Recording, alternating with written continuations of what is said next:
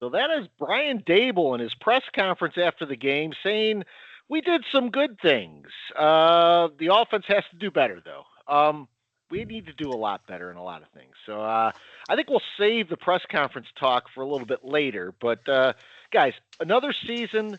Both our teams lost. Giants looked really bad. Jets looked competent.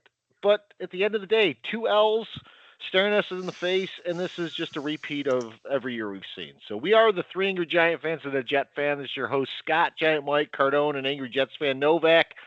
And we're already coming on the air, going to be pissed off this week.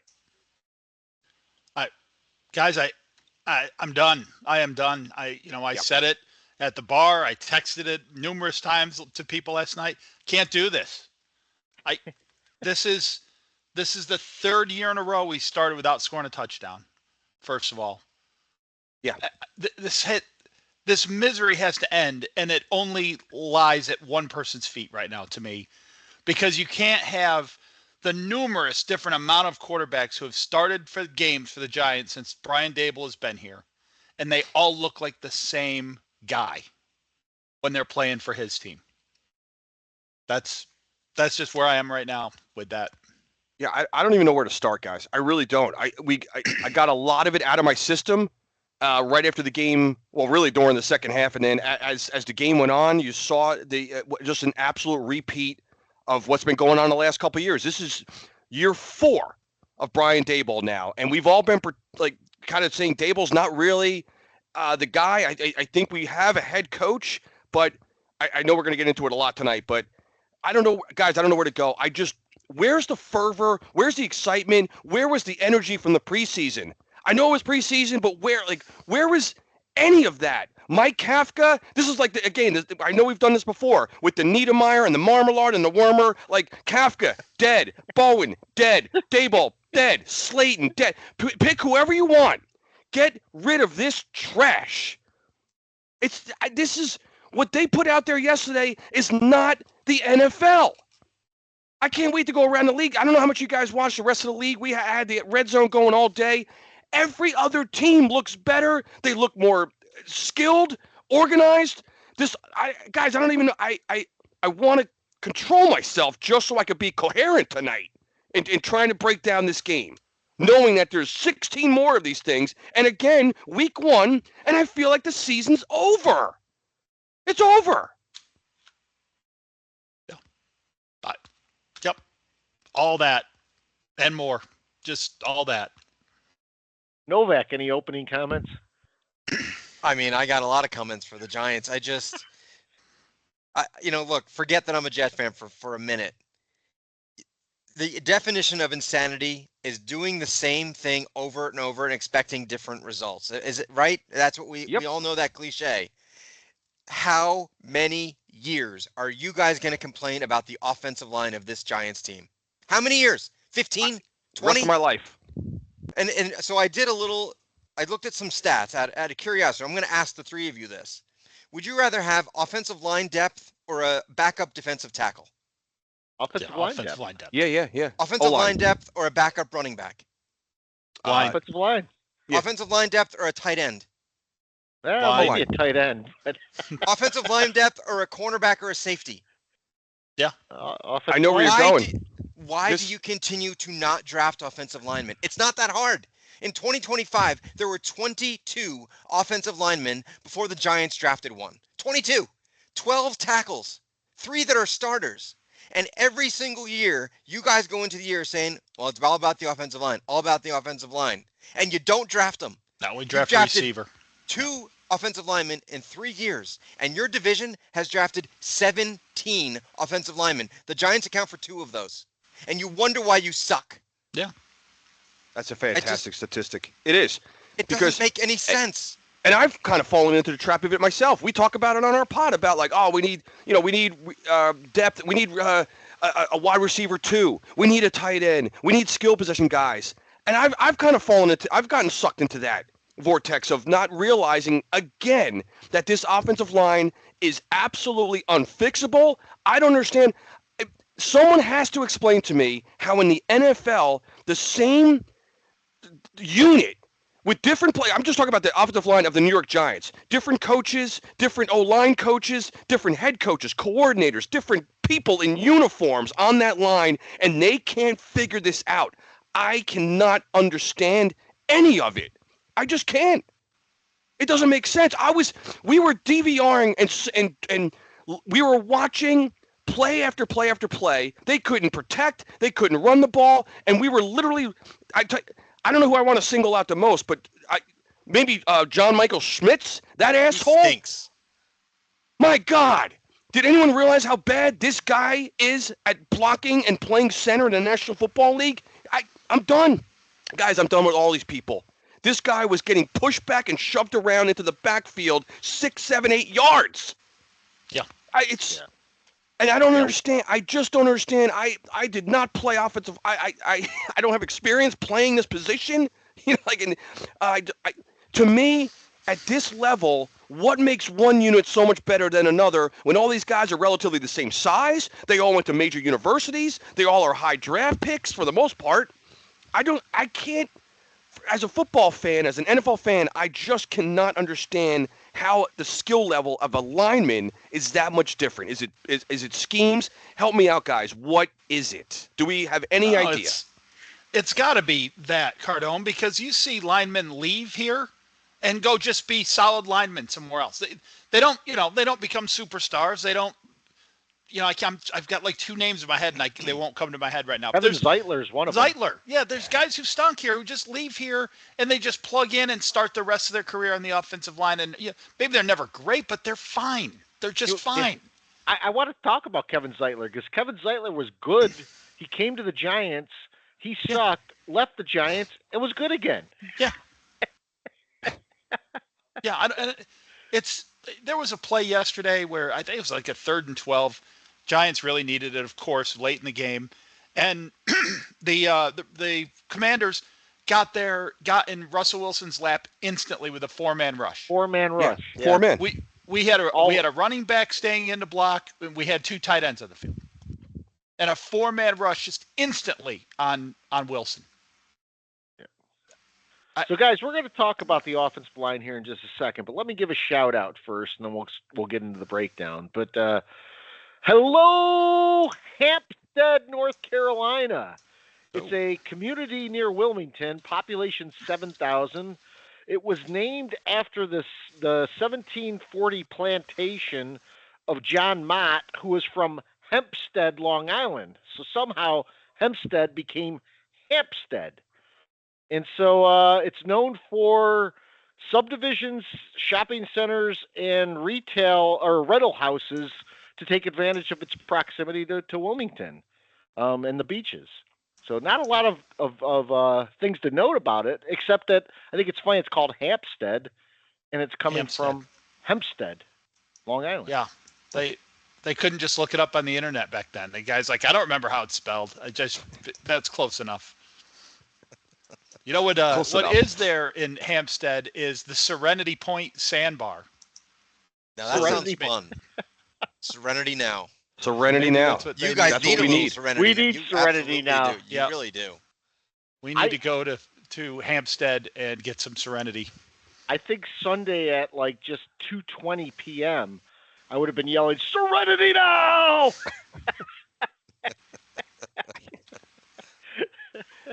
I can't believe how excited I was. I had nervous energy, a good energy at kickoff, and it was absolutely depleted.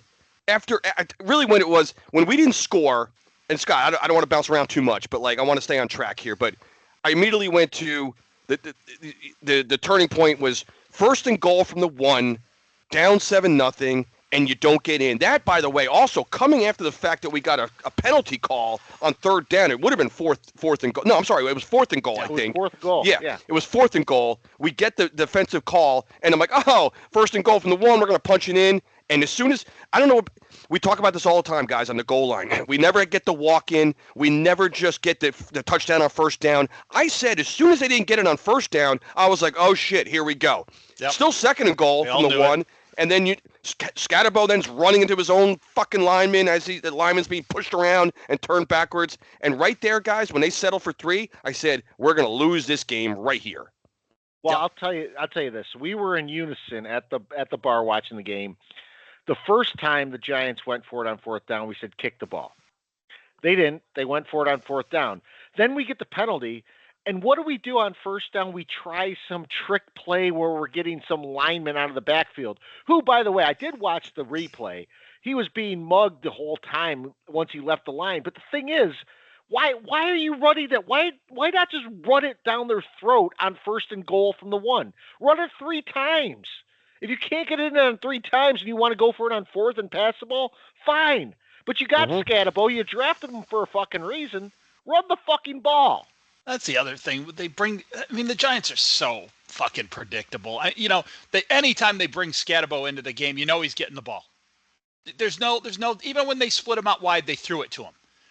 It's like they have specific packages for specific people, and they bring them in and use them when the whole defense is all over that. There's no setup.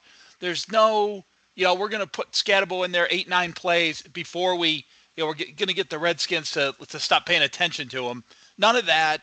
It's all just the same completely predictable garbage. The goal line, I'm glad we got the penalty. I was really glad we got the penalty because we were going to go for it on fourth and not get anything out of that drive. The penalty probably saved us from ourselves in that situation. How about this, though, guys? First and goal from the one. Why not do what every other team is doing these days? Try the tush pusher, that whatever that play is, or have Russell Wilson do a sneak. If he doesn't get in, it's second down from the 3-inch line. Yeah, I just don't get why you would not run the ball on first and goal from the one. And the play they called it's fine. The play they actually called, right? It works 1,000% of the time for other teams in the NFL. That offensive lineman is all alone in the back corner of the end zone. He catches it like a freaking dancing bear against his chest. Yep. But this guy covered, completely covered. The Giants haven't run that play ever. Washington was all over it. It's just there's. But how is that though? We've never. But Mike, you just made a great point right there. Yeah. We've never run that play, but yet Washington's all over it. How Yeah. is that possible? How is it possible that we don't ever get walk-ins? We don't get easy. We get nothing easy.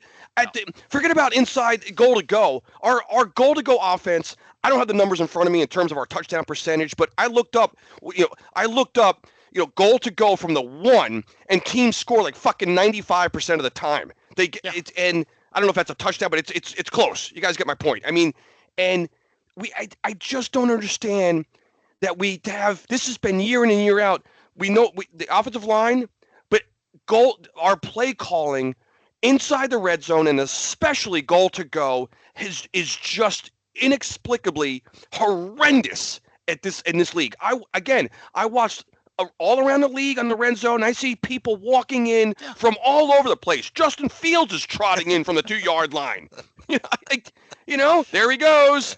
And we got guys running to the fat asses of our offensive linemen who are getting spun around and pushed into the backfield. I can't take it, guys. I can't. I don't know, Mike. To your point, I was 16 more weeks of this. Yeah, I'm not going to survive. I'm not going to survive it, guys. I'm ready to adopt a new team. I was starting to think about my new teams last night. Buffalo, maybe. I might take on the Buffalo Bills. I don't even have to change the colors on my sheets. It's the same red and blue. Well, when you asked how teams knew what we were doing there, this goes to Mike's point. So when Scatabo is in the backfield, he's getting the ball. When number 71 reports as an eligible receiver, he's getting the ball. Yeah. That's the fucking New York Giants in a nutshell. Look, I've been watching the Giants obviously a lot more for the last 3 years, and it doesn't change. It doesn't change. I don't know how to explain it. It feels like, and because I'm with you guys, when you get a first down, you act like you've won the Super Bowl. That's what it feels like. First down. Yeah. It's just so hard to get a first down. I forget the Jets. It's just why does it feel like they have to try so hard to do anything positive offensively? It blows my mind. I just don't understand how 1st and 10, second and 8, 3rd and 1, how it can be that our quarterback, and now it just happens to be Russell Wilson now, we can go back to Jones, name any quarterback that we've had, last couple of years, how this person cannot just drop back and survey the field with a clean pocket. It doesn't matter the down, the distance, the score of the game, nothing matters. No. Nothing matters. The guy is running for his fucking life every week of every year now for what seems like 5 to 10 years. Someone has to help me understand this. Yeah. I thought this year, nothing surprises me too much. I really was shocked yesterday at how bad the Giants played an NFL game yesterday. I was. And that rarely happens anymore. Nothing surprises me in this league. Nothing. We predict, I feel like 90% of the shit that happens most of the time of not only just our two teams, but across the league. And I absolutely was really, I don't want to say shell-shocked, but I really was unbelievably caught off guard by just how bad the Giants still are. Well, and we'll get into this in a little bit too. But when Daniel Jones was here, he looked better than Russell Wilson did. But regardless of that, he leaves. Russell Wilson comes in, and the composed Russell Wilson looks just as shaky as every NFL quarterback that's played here. Like to Mike's opening comment that he made, and think about it. We were saying before the game started, Mike and I were like, moonballs. We didn't see deep passes in this game.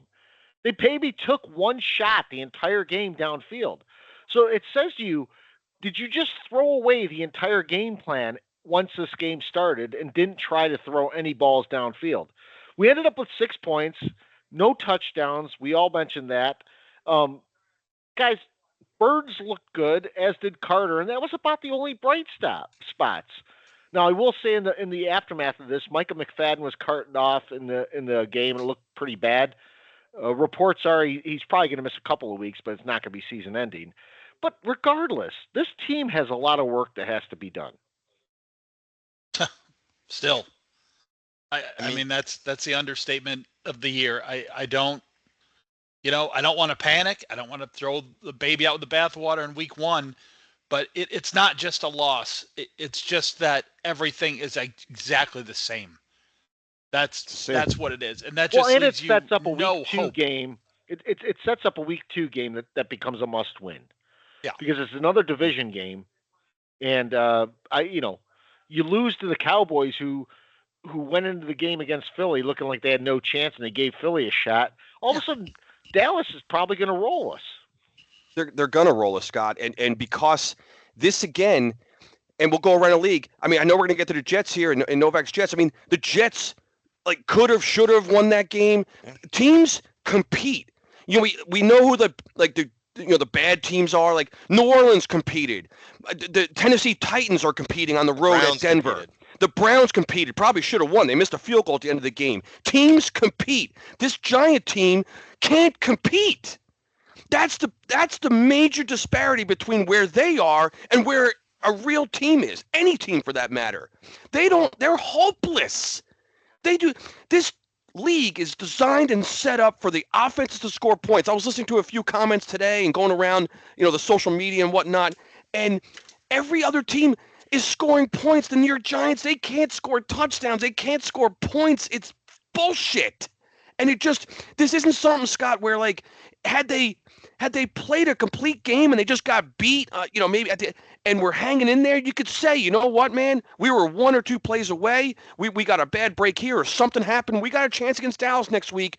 You can't look at this game yesterday and then say we're going to Dallas with a chance to win. No, there's no chance. There's no chance. When your words after a game are Graham Gano's our MVP for the umpteenth time, that shows you how sad it is. Dude, it's very sad, man. And I just can't believe this happened again in week 1. And because again, how does this all of a sudden this gets fixed in 6 days going into Dallas, who, by the way, they're a desperate team. And let me tell you something. I watched you watched the Dallas game on Thursday night against the Super Bowl champs. They could have won that game had it not been for a couple CD drops and the fumble. The random fumble that the Eagles always seem to get, right, to get them off the hook. All of a sudden, Dallas's defense stinks, this and that. Will you wait to see what Dallas's defense does to our offense? Because we stink. Yeah. We do. Yeah. Dallas's defense, I'm sorry, Mike, they were playing against the Super Bowl champions and probably the best offensive line in the league. And wait till they face this offensive line against the Giants. They're gonna fucking manhandle us. Yeah, they are, because listen, Dallas is going to have a hard time finding wins on their schedule too. They are going to be fired up to get this one, and they're going to get it. Of course, I hope I'm not giving anything away on the predictions, but I don't think so. you know, Mike. I don't Yeah. think And then anyone's taking the Giants. and like Cardone said, CD has a couple of drops, right? How many is he going to drop next week? None. None. He's going to be running around wide open. If we don't get immediate pressure, it's hopeless. Well, and I wanna we're not point going to this fix out, it in too. 6 days because we haven't fixed it in 6 years. Mm-hmm. If you look at the Giants-Redskins game, even if the Redskins don't drop a couple balls or Yeah. Daniels Yeah. misses a couple wide open guys, this game it's not close at all. It's a 40-6 game. Yeah, which is Yeah. what it felt like. And they didn't Yeah. play well. I don't think No. the Commanders They played played- all They didn't that play well. their best game. That- They didn't. that- They did not play their best game. No. That defense is not all that good. They're not. Yeah. And the crazy thing for you guys is we talked about this at the end of last year. You're off kilter, right? Because you should have gotten rid of Dable and Shane, and now you're stuck with them, and now you got pressure on this rookie quarterback now is amped up exponentially because of how you played in week 1. If you play that way in week 2, he's going to have to come in as the savior. When you had Eli go in, how many years ago that was, he went into a decent team. There wasn't as much pressure. The pressure on this kid is out of this world. And if they fire Dable and Shane, now you get a new regime. You don't know that they like this kid. It's not Yeah. my guy. Yeah. Let me tell you. I don't know if you want Yes. to talk about Dart now, Well- but Scott, do you want to? Because Well, we I can have talk, my we can thoughts. talk about Dart. I Go want for to it. hold on anything about Dable because we have some questions about Dable coming up. But we could talk. Well, actually, let's hold off on Dart too because we got a Okay. question about Dart. So, All right. So with that, let's end up going to the Jets game. So the Jets Steelers. I mean, honestly, we were watching that game. I mean, the Dick got the win. The Dick made some plays, but Jets put points on the board. The Jets running game looked solid. The Jets were running on that Steelers defense, which is considered a vaunted defense. So I mean, you could put aside what happened with the Giants for a minute. The Jets competed. You said it, Cardone. Mhm. Not only did they compete, Absolutely. they were in that game. They probably should have won that game. And at the end of the day, the Jets looked decent. I don't know how good Justin Fields looked, but I'll tell you what, Brees Hall looked good. The defense had some lapses, but they had a lot of big plays in that game. Look, I actually Justin Fields played really well. He did. played And great. Mike and I were talking about it at the bar. Justin Fields, the difference in him this year was when he got out of the pocket and he started to run, instead of just running, he was looking upfield and he was finding open receivers, and he doesn't have much to work with. And his completion percentage was really high. He was making smart decisions. The pass to Garrett Wilson, the touchdown pass, which was a dime, he dropped it right in the basket. But if you watch prior to that, he saw that the Steelers were in man coverage, and he switched really quickly to the play, and he changed it, and Wilson was not wide open. He pass. No, I'm not saying Justin Fields is going to be the answer. I'm not. And I'm not saying the Jets are going to be any good because they're not. But what I can tell you is that they lost that game because of football reasons, not because they were terrible, but it's because a couple of bad luck. They lost by a 60-yard field goal. You can't blame that. Fine. I mean, we get that. They have a real problem in the secondary, other than Sauce Gardner, who was fantastic. This Brandon Stevens sucks ass. So that was a big issue. They ran the ball extremely well, and they told you what they were going to do. They said, we're going to be a running football team, and they did it. And you know why? Because of their offensive line. They've got 4 number 1 draft choices, and they even lost their starting guard. Take a page out of that book. Build from the inside out. Didn't even notice. You didn't even notice it. Yeah. So, look, and I'm pissed that they lost. Of course they lost. It's a heartbreaker. As always, the Jets find a way to fuck all our fans, and we lost in a just completely heartbreaking fashion. And I had to sit there and listen to the Dick say how happy he was to beat everyone, associated with the New York Jets. Fuck off. First of all, you didn't play all that well. And, he said the Jets, didn't think he could play anymore because you stunk when you were here, dude. You were horrible, and you torpedoed this franchise, bringing all your little buddies in. And I'm so happy he's out of here. Go play for the Steelers. Maybe he had one good week. He's gonna suck this year, and I can guarantee it. So yeah, sucks that we lost, but I can't complain. Would I have ever thought in a million years the Justin Field-led Jets would score 32 points? Hell no, not in a million years. So. I don't believe in moral victories, and I love that Aaron Glenn said that. He said that there's no such thing as a moral victory, and anyone that loses us a game is not going to be playing for us. Thank you. Finally, where has this been? So, I give them a C+. They lost the game, but I can't even compare to what the Giants look like because they look decent. And your coach says there's no moral victories, and our coach said, "Yeah, we did some good things in this game." Yeah. He's got to go. No, I agree, and Novak and I were talking about it pretty extensively there at the bar. We were watching the game. Fields was great. Mm-hmm. He was great. And that's where a running quarterback. That's Lamar Jackson running quarterback. Mm-hmm. That is the guy who uses his legs to make himself space to throw the ball. And if it's not there, he can tuck it and run. We know he can run. And he somehow found accuracy. You got to give some coach on the Jets some credit there because he wasn't even that at college. That's what you just said it right there. This new offensive coordinator, I know it's one game, but he had a game plan suited to what Justin Fields can do, not forcing a game plan down his throat that wasn't suited to his game. Yep. And that's what an offensive coordinator should do. And I feel like that's what the Giants are missing. This Kafka sucks ass. Yeah, sorry. He does. He's the worst OC in the league. He really is. How is he ever getting head coaching interviews? Get the hell out of here with. No. But I can't believe I'm going to say this either, but I thought the same thing. I mean, obviously I had, the Giants on, the primary screen, and I was really just watching the Jets through the red zone and stuff. But what I did see was that might have been one of Justin Fields' best games as a pro. Everyone, in terms of said it was. He looked confident. He looked in control.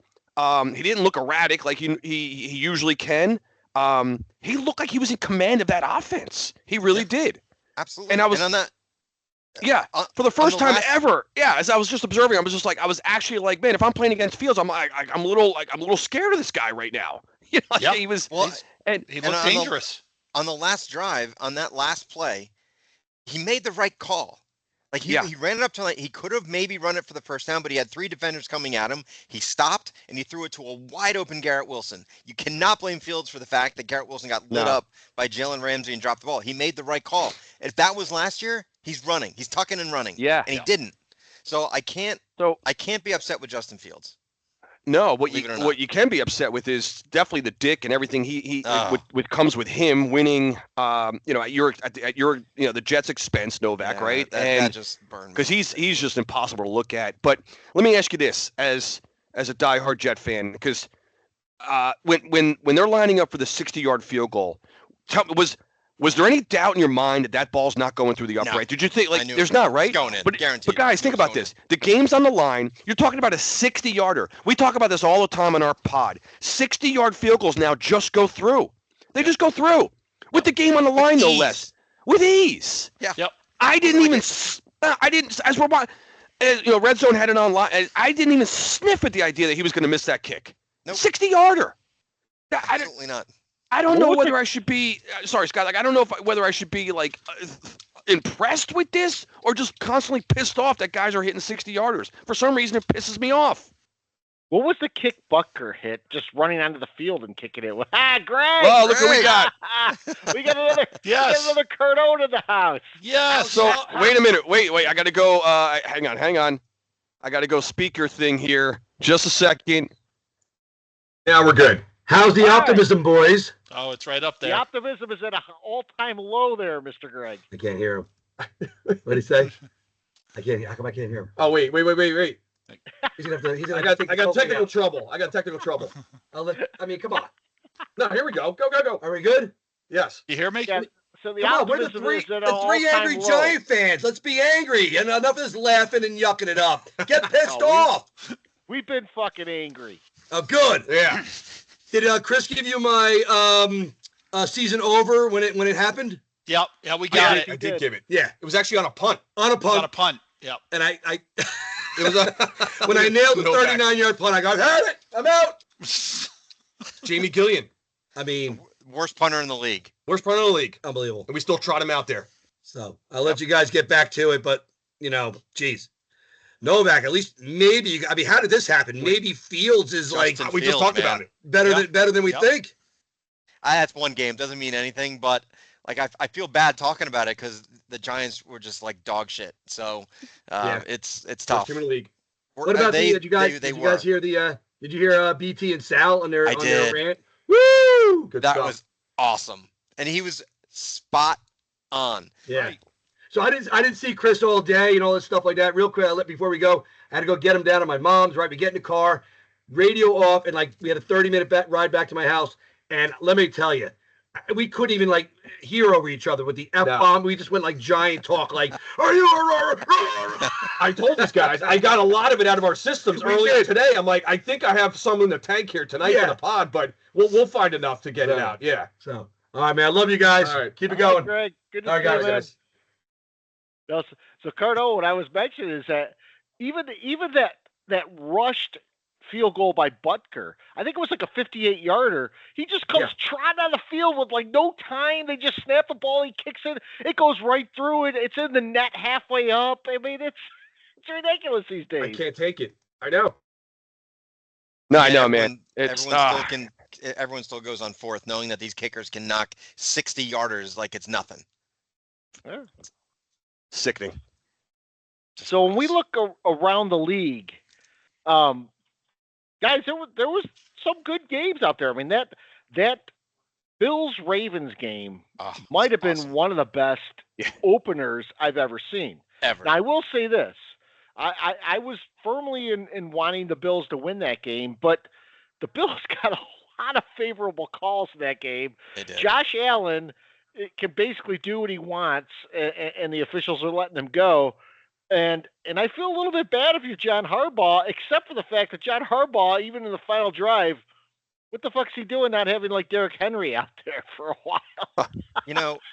There's something about John Harbaugh that he doesn't go for the throat. I feel like he doesn't win these big games. Well, he lets teams back in. Like he just can't just put the final nail in the coffin, and any times he gets up on these big games. So remember that as we get into the playoffs this year. Something about him, like he plays conservative, he gets scared, he doesn't go for it. Like, something about this guy. Well, the Ravens I saw today, they have the most double-digit blown leads in the fourth quarter in the across the entire NFL in the last. Did you see that, Mike? Yeah, like so like, whatever it is, the last. I don't know if it's 5 years or whatever it is, something like that. Yeah, the Ravens of all teams have the most blown double-digit leads in the fourth quarter. So to your point, Novak, there's something about them not finishing games with double-digit leads. I mean, especially the caliber of that team should not be. It's hard to blow a double-digit lead in the fourth quarter. It should be. It is. They lost a double-digit lead with 5 minutes left. 4 minutes left. Yeah. No, and by the way, teams going for two, not going for two. Yeah. Oh my God. Right. Oh my God. I can't even keep track of what the score should be in these games anymore. With teams electing to go for two, I've given up on that, guys. I just don't. And you know what? It doesn't even get brought up. No one brings it up. Nobody in the media brings it up. Collinsworth and Tirico won't bring it up. It's relentless. The Jets did it in the first half. They missed the field. They missed the extra point. And I'm thinking, oh, great. We missed an extra point. It's 9-7. And then they get a gift from God, some phantom call, kick the field goal and just go up 10-7 and be done. And they're like, oh, we're a yard closer. So we're going to go for two. Yep. And then what happens is the rest of the game, you're playing a chess match to try to figure out, do I go for two here? Do I go for one? Got to go up 7, got to go up 6, got to go up 8, go up 9. Like, it just doesn't end. Just kick the field goal, take the point, and move on. Frustrating as hell. Oh, God. I don't know. So also around the NFL, I mean, we had the opening night game on Thursday night with the Cowboys and Eagles, and you couldn't have really scripted a worse start for the Eagles, where their fullback gets injured on the kickoff. The Jalen Carter spits and gets ejected. The Cowboys go right down and score, and yet the Eagles come back and win that game in at the end. And there's a lot of reasons why that happened. I had to laugh about the fullback guy that got hurt because the camera's on him and he's muttering. You could see his lips. What the fuck? How the fuck did this just happen? He knew he was done. Yeah. Like, Unreal. That was an interesting start to the season. There's no doubt about that. Yeah. The whole And then spitting thing. Oh, yeah. Collinsworth kind of said the quiet part out loud. I sent you guys a text on that. I don't know if but during the Jalen Carter injury, Collinsworth was like, "Oh, this was a guy that we were going to talk about for 80% of this broadcast." Like, yes, I did hear He just that. sounded like he didn't know what he was going to do now. He's just like, and they referenced it. I don't know. I should have kept count, but by the time I realized how many times they'd referenced it, it was too late. But they referenced that injury multiple times per drive the rest of the game. Oh, They did. hard to imagine Dallas getting away with that if Carter was here. Anytime Dallas scored, well, if Carter was on the field, I don't know if this is going to happen. Yeah. Yeah, that broadcast is hard to take with Collinsworth.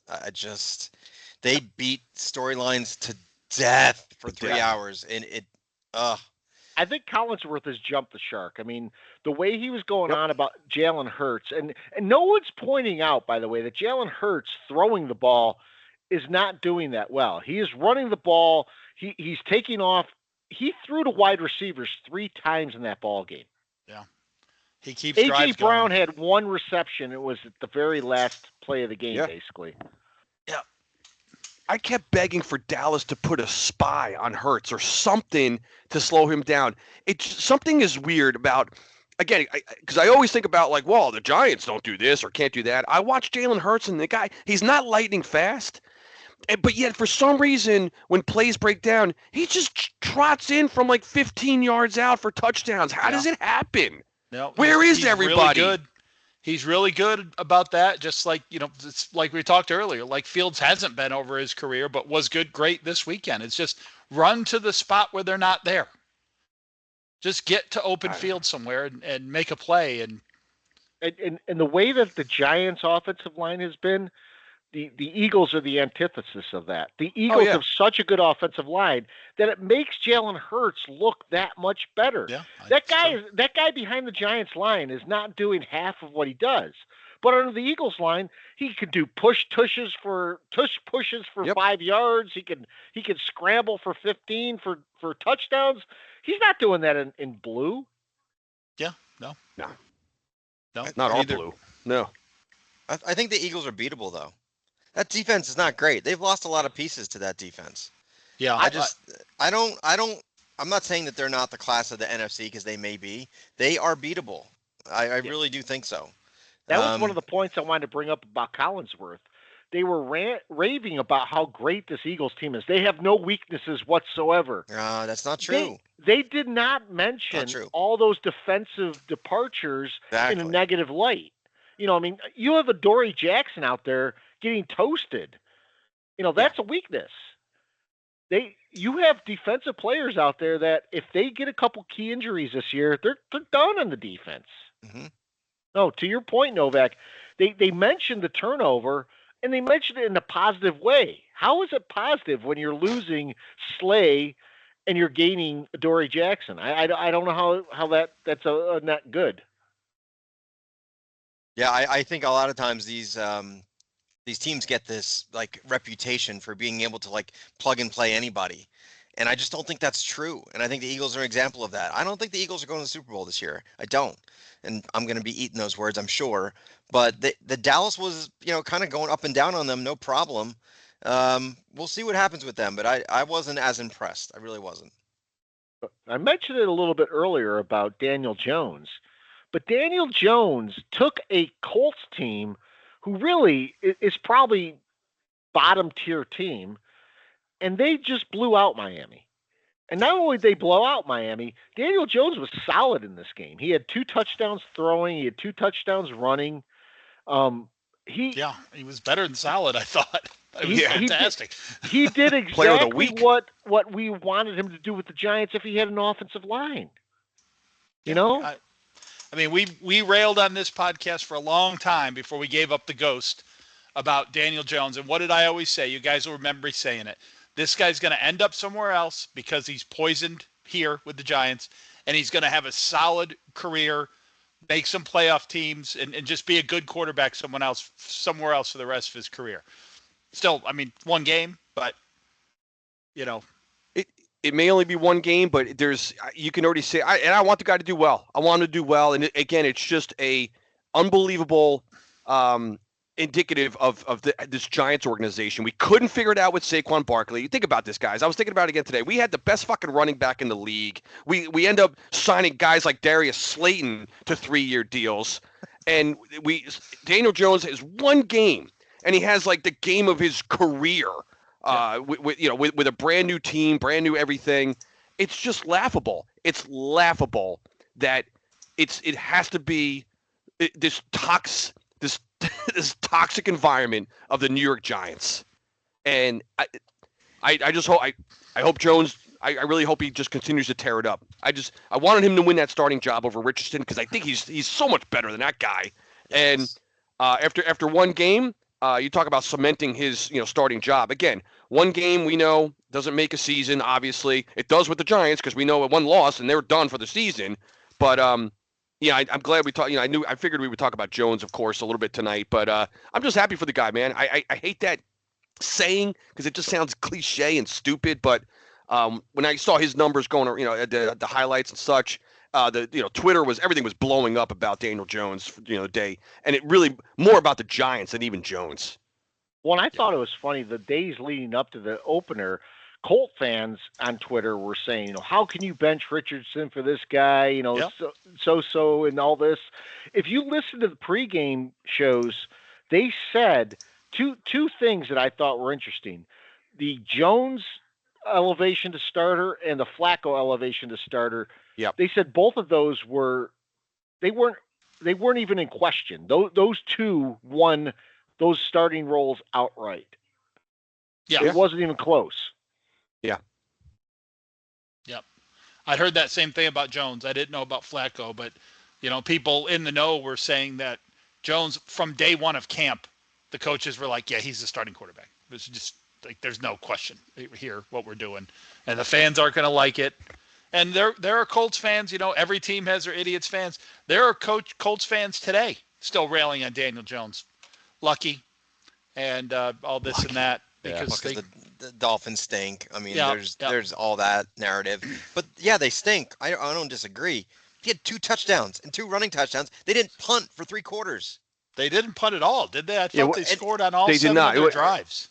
Or something He like said that. so. What was the record? He said some record or something like that. Yeah, he scored every time he touched the ball. Yeah. It's the first time that's happened this century. So since 2000, Yeah.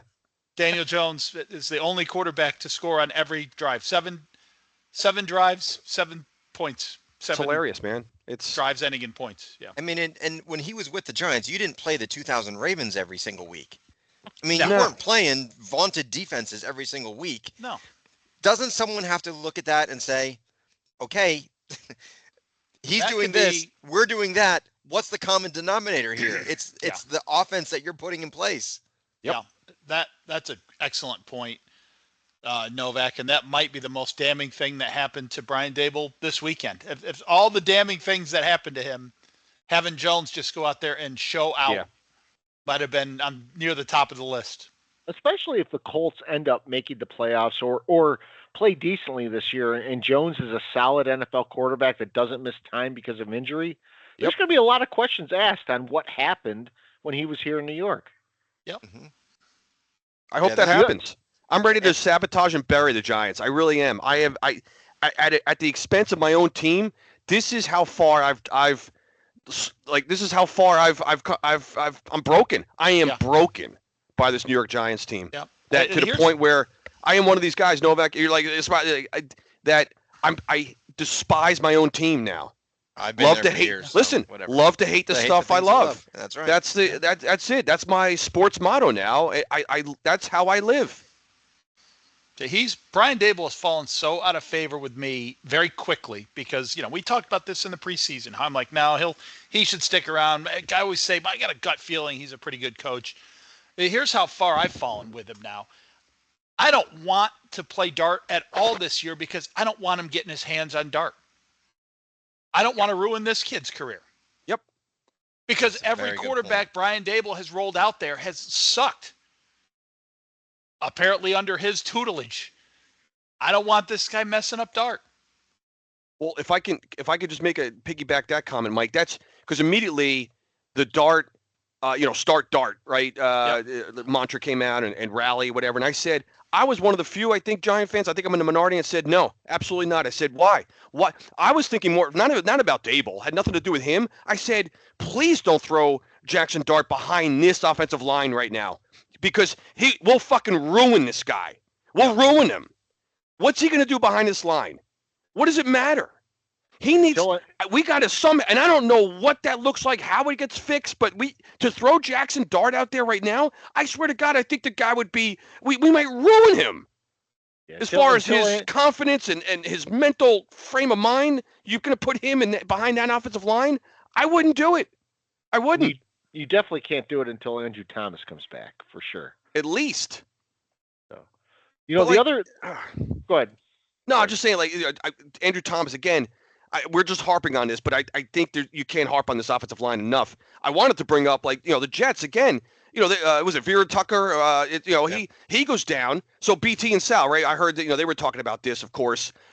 How come the Jets, Breece Hall ran for 107 yards. You guys are running the ball. It didn't matter. You didn't even notice it. Andrew Thomas goes out. This is the NFL. I don't care. I don't want to make excuses I know he's our starting tackle. I don't give a shit. Figure it out. Yeah. Can't figure it out. 1,000% right.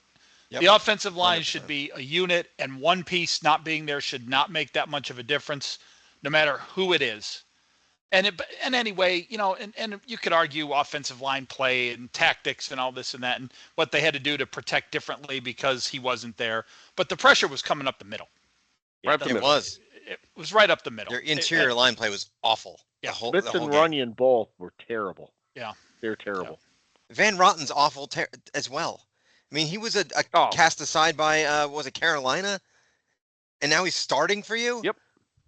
I mean, they'll probably do it better than Evan Neal would have, but yeah. Well, we haven't even talked about the defense, which again, I'm sick and tired of hearing about our run defense sucks. I don't know if you want to go to that side of the ball, Scott, or give it away third and longs on runs or screen passes. It's we lost your mic, Scott. Oh, you can't hear me? Can you hear me? I can hear you. Oh, all right. Maybe it was mine. Sorry, Mike. It's my $10 headphones. Right on. No, so I mean, if you look at the Giants in the last year, they have guys out there that the running defense is bad, but they're giving up screen passes on 3rd and 17 that are getting 17 yards, 18 yards, and you're like, how are we getting these conversions up on plays that should be well contained? Even on 2nd and 15, guys are getting like 11 yards at a pop. Always. We've made a killer. That was a killer against Washington. Against Washington, how many times do we have them 2nd and long, 3rd and long, and they converted? It felt like almost every drive, and we couldn't sniff a stop. We couldn't. No. Chunks of yards.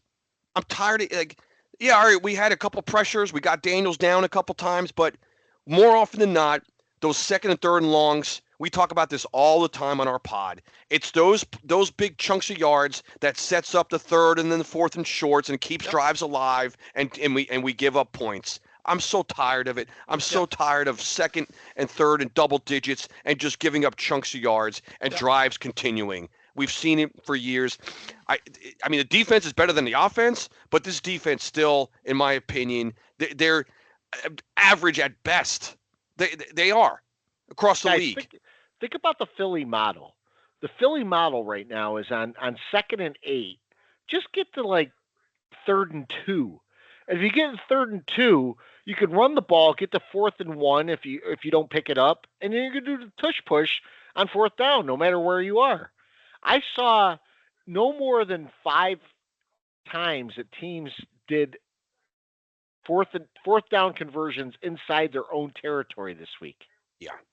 Well, that's just stupid. But I mean, we've been there a million times. I don't understand all of that. That's just I don't Yeah, agree but with they it. all I they don't all like it. converted it. They I don't think. probably did, but And I love that plan, but I don't trust the Giants to get a yard on fourth down. Yeah, so your mic is your really mic is screwed up. not good, Mike. All right. Mike's mic is gone. I got to get rid of these things. They're terrible. So I said go ahead. what I said there actually was I said I love that plan of like playing in front of the sticks and using all 4 downs, but I don't trust the Giants to get a yard on fourth down. No, I don't. Well, we saw it play out in that sequence on the goal line. Yeah. Yeah. So that segue is actually pretty good into the segment I had. Well, the last around the NFL thing, and that's the hype around Ben Johnson. Guys, I mean, I'm watching the Monday night game right now, and I'm watching the Manning cast of it, and Ben Johnson going into this game, they're like, he's got this Bears team turned around. He's got them going in the right direction. And we've seen with like Detroit not doing well on yesterday. They were attributing that basically all to Ben Johnson. Not to mention the fact Aaron Glenn left and went to the Jets, but Ben Johnson's the mastermind behind all of this. I don't get how a guy who has never been in that position all of a sudden is anointed as a savior or a guy who's a guru at doing things. Because he does going on fourth and crazy, triple reverse plays, and he does like wild, like off script type things. That's why. Because he's not like a boring kind of offensive coordinator. So, and like I said it the last time we talked about this, this was Mike McDaniel 3 years ago, right? The next offensive genius is going to transform the league. Well, how's he doing right now? He's got his ass beat by the Indianapolis Colts, and they suck. So let's let this guy win 3 games before we start talking about Ben Johnson. That said, I will say one of the things I did want to mention was the Lions are not the Lions anymore. They had their window. That window is closed because they lost Aaron Glenn, they lost Ben Johnson, and they lost Tanner Engstrom, the passing game coordinator, who's now the offensive coordinator of the Jets. That shows you how important these coordinators are. And when you have one that sucks, like Kafka, that's what happens. Yep. Well, I do think we have to wait a little bit on the Lions. The Lions played a Packers team in Green Bay with Micah Parsons. They couldn't move the ball. They could move the ball against that D, but I think the Packers are going to surprise a lot of people again. And I think Packers are going to the Super Bowl. And I'm always right. I had the Packers against the Bills in the Super Bowl, so yes. But I do think the Lions are going to bounce back from that. The Bears right now in the third quarter have 10 points in this, wide open offense of Ben Johnson. So It's what the league does now. I talked about it as a pet peeve, I think, near the end of last year is, these teams draft rookie quarterbacks and the announcers and everyone says, oh, huge upgrade at quarterback. What the hell are you talking about? You don't know if that person's a huge upgrade at anything. yeah. And, it's the same thing with the coaches too. It's, let's let these guys win a handful of games and then, just sort of start breaking it down then. It's, I guess it could be part of a pet peeve I have tonight, but I was watching the beginning of this game, the Bears and Vikings, which is on right now. And right when I was coming upstairs, I heard whoever's announcing the game call Caleb Williams Superman. Superman. He ran for a touchdown. Good God. And then they were talking about Ben Johnson telling him something like, we just need you to play within the game, but when it's time to be Superman, you need to be Superman. And I'm like, Superman. What are we talking about here? I can't take it. So we have a game with the Giants against the Cowboys coming up on Sunday. We talked about this a little bit. Guys, I mean, you knew I had optimism going into the season. I think I picked 10 wins for the Giants. After week one, that optimism went out the window. But not only that, we're looking at 0-2 in the division after this game because I do not see us going into Dallas and righting the ship because where I saw Eli and this team be able to win on the road, I don't see the Giants being able to win on the road, especially against a divisional foe. We're looking at a lot worse than 0-2. Yeah. You got the Chiefs after that, right? Got the Chiefs, Chargers. Yeah, I mean, you're looking down the road. Yeah. Yep. Then we get a break with the Saints, who will probably beat us anyway. Yeah. But then we get Philly twice in 3 weeks. I mean, this team is not going to win 4 games. It's so stupid. It used to be Thanksgiving was the benchmark. Then it moved up to Halloween. Then it was like, I don't know, Rosh Hashanah or something like that. That's usually now it's, or when the air conditioner turned over to the heat, like around October. Now we're week one. 2 years in a row. We're calling seasons over in the middle of the game on week one, and we're all over it. We're not exaggerating. This isn't far-fetched. No. We don't compete next week. Giants don't compete against the Dallas Cowboys next week. They don't. Well, and unfortunately, the Giants against the Cowboys could make us 0-2, but the Jets, who look much better against the Steelers, play the Bills in week 2, and they definitely could go 0-2 as well. So, and it's for no fault of the Jets at all. It's the way the schedule rolls for both of us right now. Yeah. The Jets are going to be 0-2 for sure. There's no chance in hell they're beating the Bills. And I knew that going into this season that, we had to beat Pittsburgh if we wanted to get off to a decent start, and we didn't, and yeah, sure, they played fine, but they still lost. It doesn't matter. You're 0-1, I'm 0-1. Doesn't matter. It's a heartbreaking game. I get all of that. But now we're getting the Bills. We're going to get rolled. And maybe we don't get rolled. And maybe Aaron Glenn has actually done something here. Maybe he's changing this culture. Maybe we're going to go out and fight. And maybe we'll lose 24-14 and actually look like a competent football team. And I'm actually, as crazy as that sounds, as pathetic as that is, I'm probably okay with it. Because at least we show some fight and we actually have something to root for. Maybe we have changed how we are viewed and we're not a laughingstock. Maybe that's what I'm hoping for. Not to be a laughingstock. How pathetic is that? By the way, I just have to interject here. In the Monday night game, the Bears just returned a pick 6. And the first thing the camera goes to during the pick 6, before the guy even goes in the end zone, is Ben Johnson's reaction, and then talk about Ben Johnson and how he's got the team going. Get out of here. It's a pick 6 on a play that J.J. McCarthy should not have thrown the ball to. How is that Ben Johnson? Is he a defensive coordinator now? That is having the narrative, and the Bears were not living up to that narrative. Now they've got a 10-point lead, so turn the narrative back on, baby. That's right. Fire it back up. Yeah, that was the script prior to the Monday night game when they did their briefing as the team. All right, what are we going to talk about? Well, let's beat Ben Johnson and Caleb Williams to death. Talk about Justin Jefferson and his teeth or something and his gritty dance or whatever he does, and maybe McCarthy. Other than that, I got nothing. Yep. So you can tell because what? I'm sorry, Scabs. Let me get this out. You watch any NFL broadcast where it's not going the way you might think it would go. There are huge chunks of silence from the announcers. They don't know what to do. Yeah. So true. Their notes don't make any sense all of a sudden, and they can't, some guy gets hurt like this guy on Thursday night or some teams just getting blown out where you can't talk about the rising star defensive coordinator. They have no idea what to do when that happens. Right? Like, imagine if, Pat Mahomes got hurt in the game and the commentator's going, guys, I got nothing. What do I talk about? And they're going, nothing. Just talk about what it would be if he were in the game. Just go there. Just go there.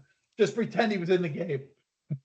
Be like. By the way, we mentioned this at the bar when we were watching the pregame and things like that. How is J.J. Watt allowed to call a Steelers game that his brother plays in? Same reason Tom Brady's allowed to call any NFL game? Yeah. As an owner of the Raiders? Because that itself is the storyline. I mean, that's right there. Exactly. That's so. Like, Of course, it makes seemed sense. there used to be a time that we had a standard that if there was a potential Yes. conflict, it just wouldn't happen. You wouldn't have that guy doing the game. Yeah. Now it's thrown right out the window. It's like, oh, J.J. Watt, let's put him on the Steeler game. He's got insight on his brother. You're right about that. They used to avoid things like that intentionally. The NFL did Yeah. all of the time. And that, it all kind of started breaking down right about the time they got in bed with the gambling sites, because that's when they left all their standards at the door. That used to be, Yes. man, if someone even felt like Al Michaels used to get in trouble for referencing the line during Monday Night Football. You're right, Mike. Yeah, He used to he got like suspended for that or something one time. I think he did. Yeah, and then now they're sponsored by these sites. Sorry to interrupt, Scott. No, that was a perfect commentary, because that's exactly what I was getting at. So we did a live show last week. We've not been able to post that. A lot of fun. Had a great time at the Carolina Beer Temple. Gave away some great prizes for some interesting trivia questions. Just had a blast all around.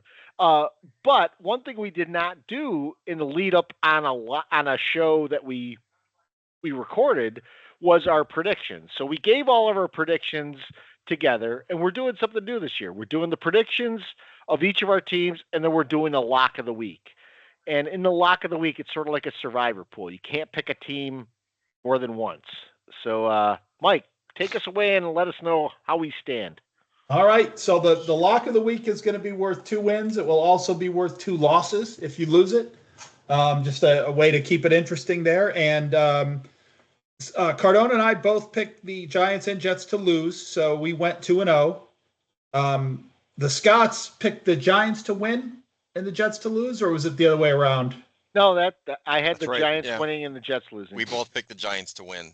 Okay, so they went 1-1 in their predictions. So, and then the lock was, help me with this, guys. I had the Bengals as the Stone Cold lock, and the 3 of you all had the Broncos. Is that correct? We all had the That's Broncos. correct. Yep. Yep.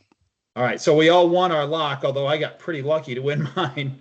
So that Doesn't matter. adds 2. Yeah. That adds 2 to all of our scores. So Cardone and Mike are 4-0, and Scott and Novak are 3-1 for the following, or for last week. Which means that Novak and I go first, right? Correct. Yes. That's right. So Yep. I can go first. So my prediction this week, guys, I was brimming with optimism after the preseason with the Giants. Week 1 took the starch right out of me. And for the Giants game, I see the Cowboys moved up and down the field against the Eagles, at least for a half. I see the Cowboys winning 24-20. I do think the Giants are going to put up points, but it's not going to be enough. And that score, although it's close, may not be as close as the game is. And in the Jets game, Josh Allen just seems to be on another planet right now. He's playing like a man possessed. I have the Bills 30-13 over the Jets. And my lock of the week is Baltimore over whoever they're playing. I should find out who they're playing. Are they playing the Browns? Yeah. Yeah.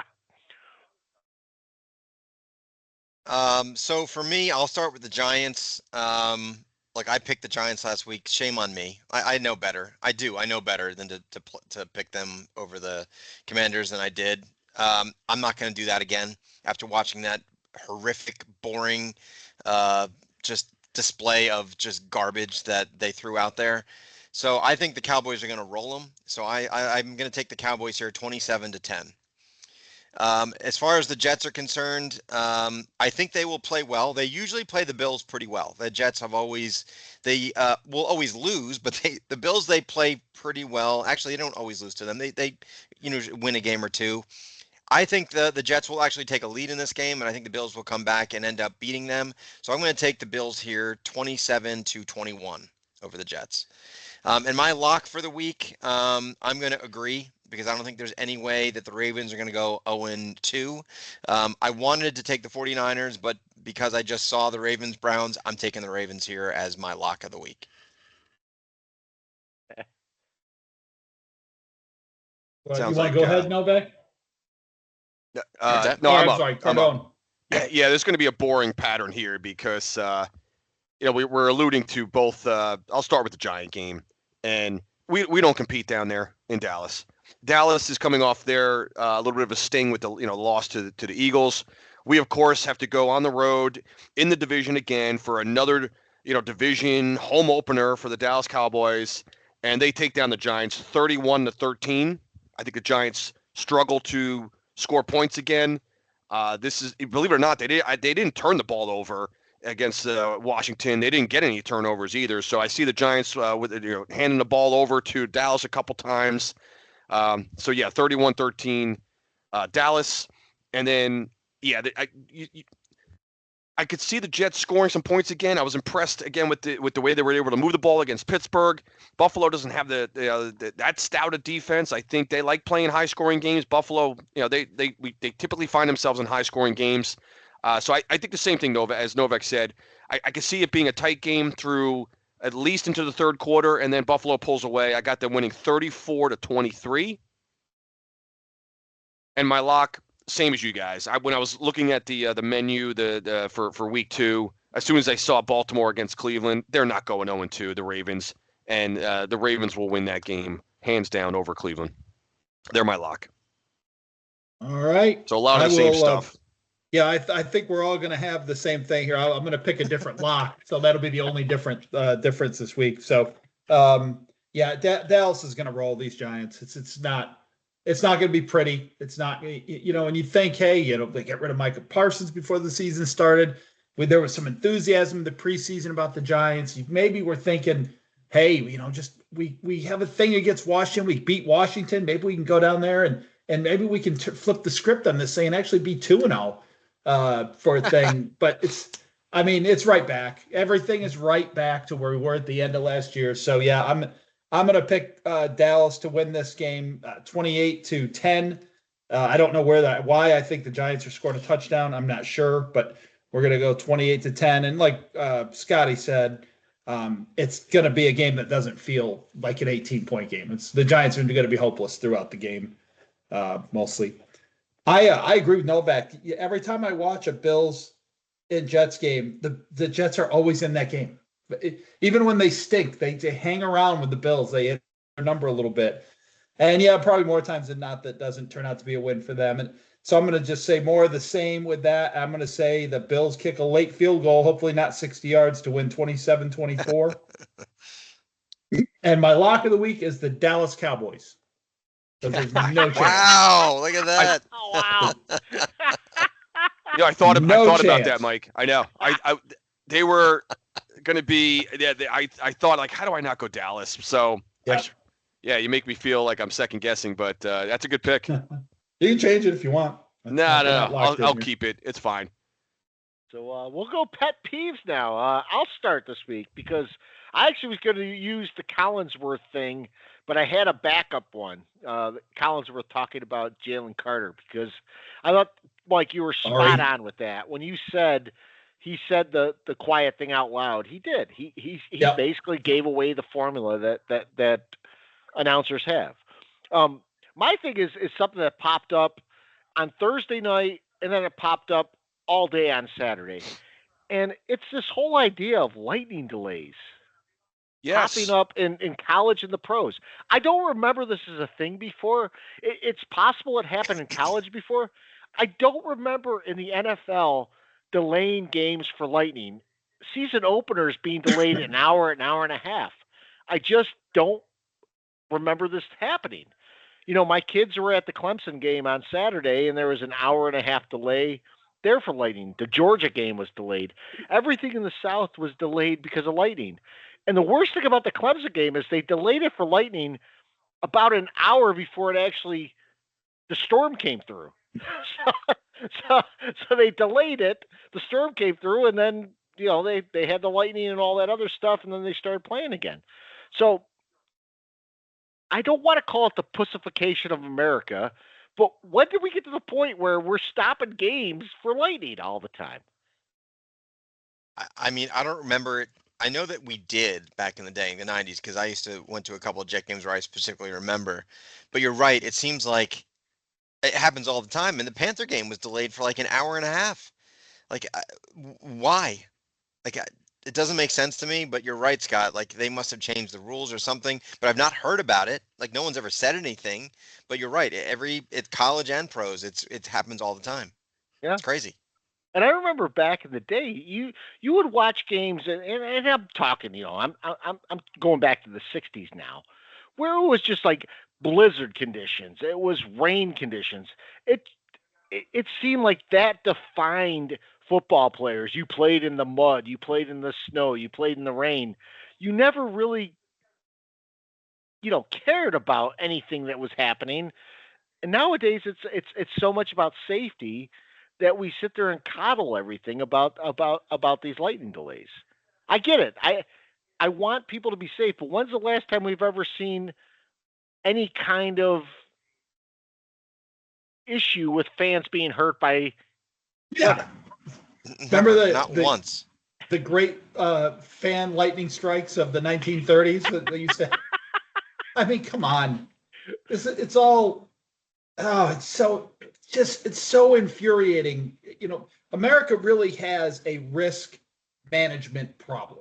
That's what they just don't understand. That I got so many angles I can take this thing from COVID to lightning strikes. I mean, throw some damn lightning poles up around the stadium. Let's go. Come on. People are scared of the lightning. old Go lightning inside. rod. You would put lightning rods up when we were younger, and that would like mitigate everything because it would hit the lightning rod, wouldn't it? Isn't that exactly what it would do? I guess it's probably a response to. Can you imagine how fast you'd sue the NFL and your team if you were out there watching a game of football and got struck by lightning? Fair. I mean, I bet there's some Jet fans who've prayed to be struck by lightning when they're sitting out all there. the time. Some Giants fans too, but. Well, when the fuck has that happened? It's never happened. Who has ever talked about the fan getting struck by lightning? No, I think you got a better chance of suffocating with a fucking brown bag over your head. Yeah. Trying to cover your face up. That happened to me during the Kotite years. I went with my buddies, and my one friend, it was lightning. They canceled it, or they postponed it. He gathered up all of the cups from all the things, and he was using it as a lightning rod, and he was screaming, "Just kill me! This team sucks! Just kill me!" And was asking for it to be struck by lightning. Yeah. So yeah, it happens. Just think about this though. You're in a bowl. How often in a bowl is there going to be a lightning strike?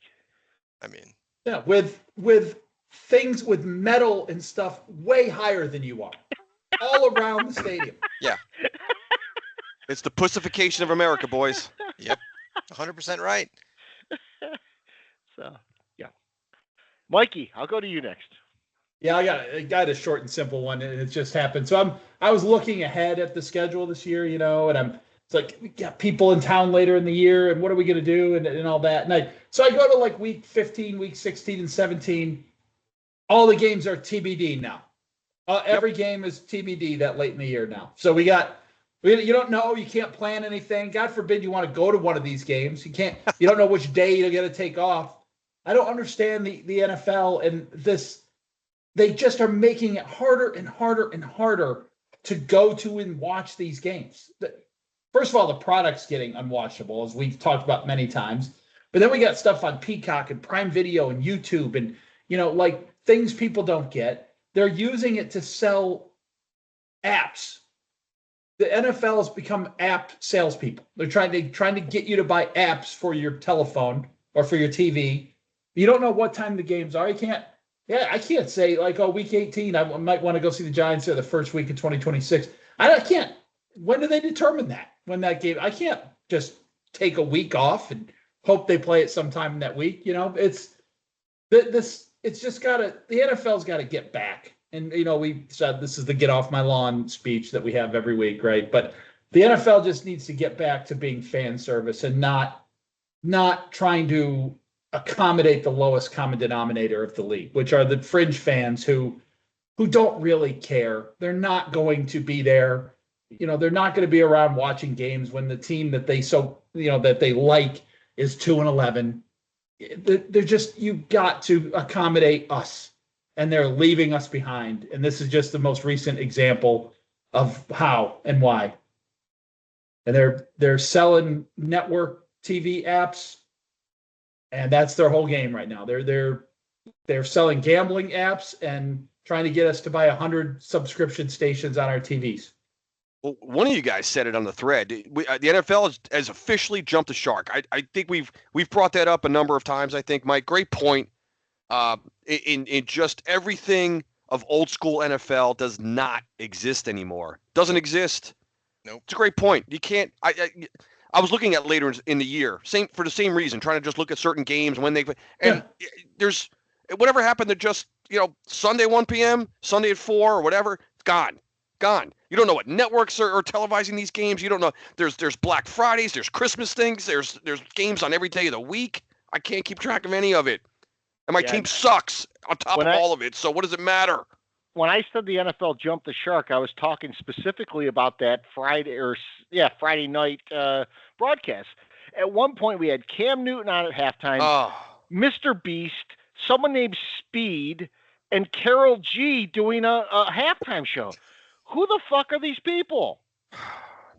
And why are we celebrating this shit? Like, Mr. Beast is there's a guy named Mr. fucking Beast on a show, on a football. What is that? I don't know. I don't want to know what it is.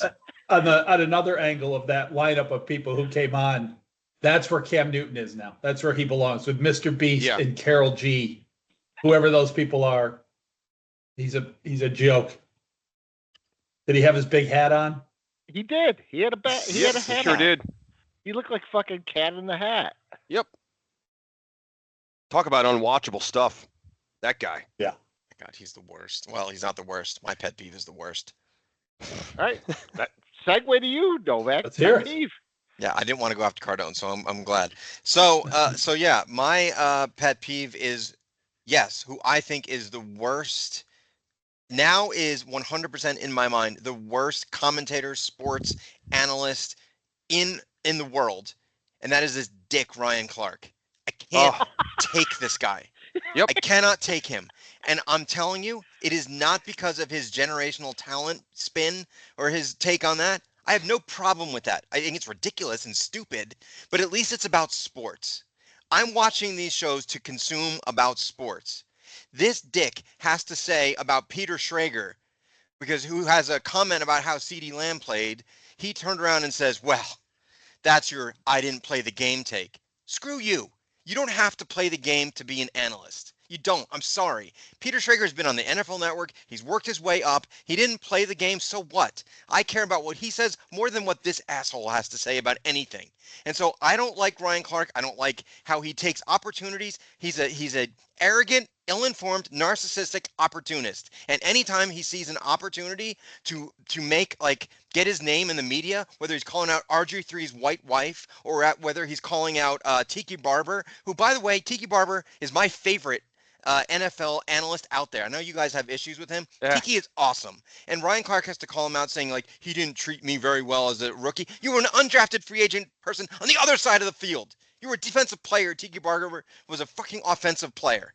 This narcissistic a-hole has got to stop, because I'm not consuming sports media to hear you take shots at individuals. You want to give a take on sports? That's fine. And I also can't take this idea that because Peter Schrager didn't play the game, that he doesn't know what he's talking about.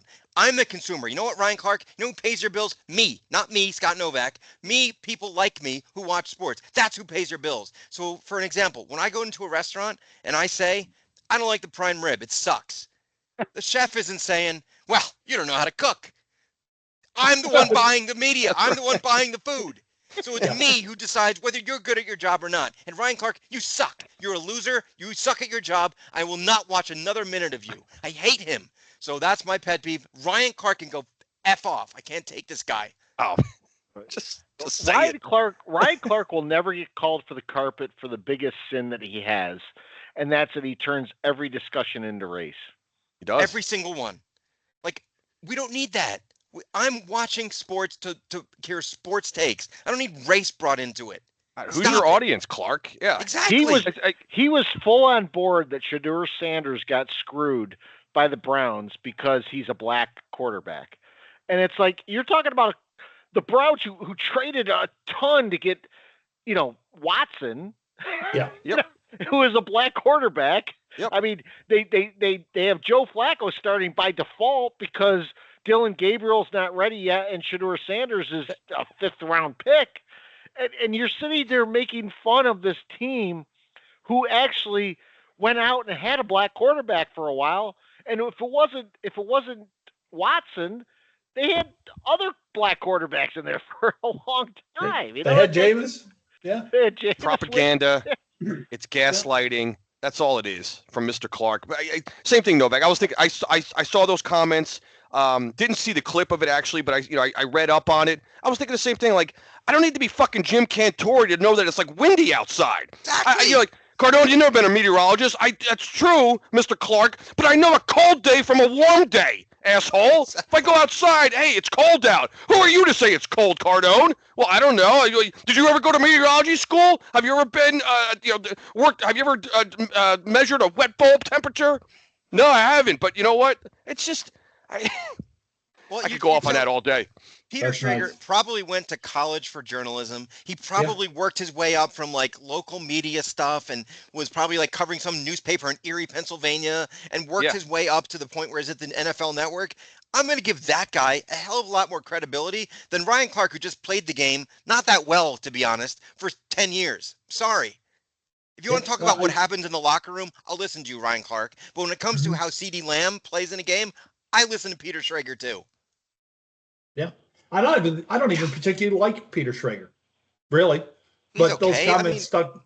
Those comments got in my craw too for the same reasons. It's who does this? I mean, who does he? Media was better in general before we let all the meatheads start talking. Exactly. To be honest with you. And Go ahead, Scott. who cares what he thinks about like what his former friends in the NFL think of him? No one cares. They're not the one consuming ESPN. They're not. And you know what? If you're worried about the millions that you make from your bosses, ESPN would hire O.J. Simpson if they could make an extra $1. Just stop with that.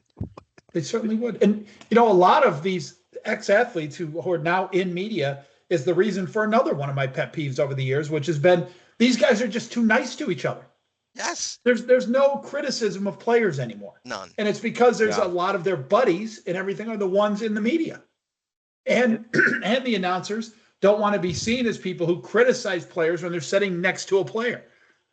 And it's damaged the coverage of the NFL. And this may shock you because this is something I probably usually would rail on. But Peter Schrager, even Kyle Brandt, that whole crew that does Good Morning Football. Now, I know Peter Schrager's not doing Good Morning Football anymore, but I like Good Morning Football because they remind me of us. They're four people talking about football. They are bantering back and forth. And I'll tell you what, the players that they have on that show, whether it's a McCourty or it's Manti Te'o or whoever it is, they criticize other people like we do. Now they don't get really in depth on it, but they will call out things as being bad. And yeah, sure, Kyle Brandt could be a meathead, but I love the whole thing about the angry runs segment and things like that.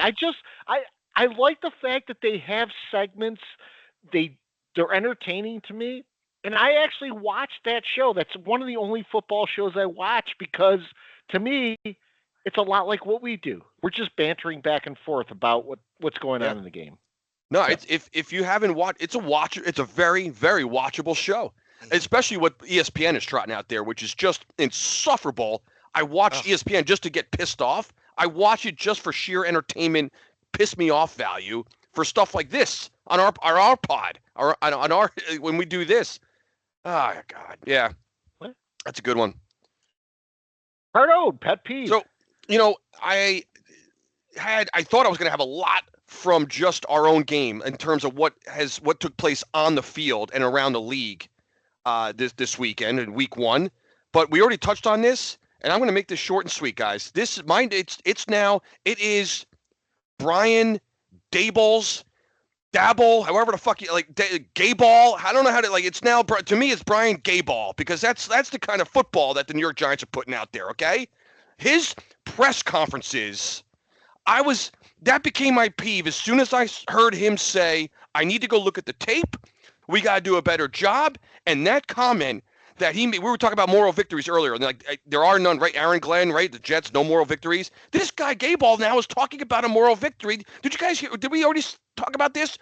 He was mentioning the fact that the Giants were only down 14-6 in the fourth quarter in his post-game press conference. This is the National Football League. You're in year 4, dude. Not 1, not 2, not 3. You're in year 4, and you're talking about the fact that we were down by 8 points in the fourth quarter and still had a chance to win. I can't believe this has happened after one game, but I can't stand looking at Brian Daboll anymore. And let me tell you, that shit on the sidelines, whatever scuffle he had with Malik Neighbors and this and that. Now, you know that a lot of times these hot-headed receivers, can get carried away or whatever's going on. I didn't even follow up on that today to hear really what was transpiring between those guys. But that tells me right there. Did you see Neighbors? He's like, hey, I don't want any part of this bullshit. Like Daboll's trying to high-five him during coming out of the timeout. One game, and I was saying before the season started, no, man, I got his back. It's not the coach. I think we got a good coach. One game into his fourth year, and he's like Aaron Boone to me now. These guys, I'm done. I'm done with Brian Daboll. I'm done. I'm done with his canned responses. I'm done with I got to look at the tape, and we got to do a better job, dude. The guy looks lost. He's cooked. Novak, I think you said, like Daboll's cooked. He's cooked. And just that press conference, as soon as I heard those comments, I go, there's my peeve right there for week 1. There's my peeve. I could have gone 14 other ways, but that was the one. It's Daboll now. I just can't tolerate the guy. And he was saying, it's not on Russ. It's not on Neighbors. It's not on Theo Johnson. Well, who's it on then, Brian? Who's it on? This loss, this game, it's on you, brother. Okay? It's on you just like it is on the GM. It's on you. And it's on Kafka, it's on Bowen, it's on you guys. The coach, this team looked unprepared. They didn't look like they had a plan. That's on you, my friend. It's on the head coach, man. You are on the hot seat, and I'm the one holding the button for the hot seat, dude. Enough. I was really annoyed at a lot of things Daboll said and did after this one.